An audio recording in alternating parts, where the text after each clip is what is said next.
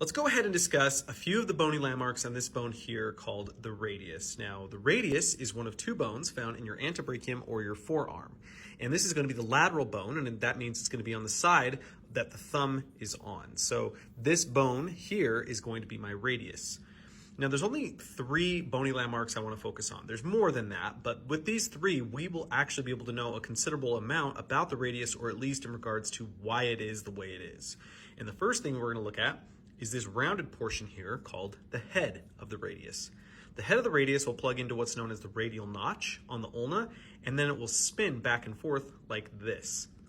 That action is called pronation and supination, and that's exactly what I'm doing here. All of this is happening with the radius just moving around the ulna.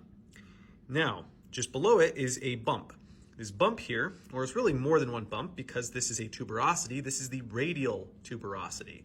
Tuberosity just simply means more than one bump. This is the insertion site for the biceps brachii. So biceps will come down here, plug onto it, and it will also then rotate it. And that's because biceps is going to do what's called supination. Biceps doesn't just flex your elbow, it actually supinates your forearm or your antebrachium, or really the radial ulnar joints, but still. And then down here, we have what's called the styloid process of the radius. There's a styloid process of the ulna, and then there's one of the radius. And you can feel these if you feel on either side of your wrist. These are just going to be projections. Stylus essentially means column.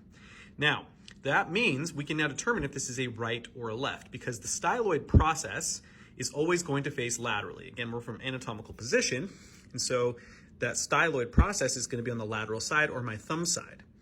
Then the radial tuberosity is always going to be facing more anterior than anything else. And that means by focusing on the radial tuberosity this way, and then that styloid process like this, we can now determine that this is a right radius. And it would actually just rest on the forearm or in my forearm just like this. But that is the radius, a rather simple bone. There are more bony landmarks, but again, with just those three, the head of the radius, radial tuberosity, and the styloid process, we actually can determine quite a bit about its function.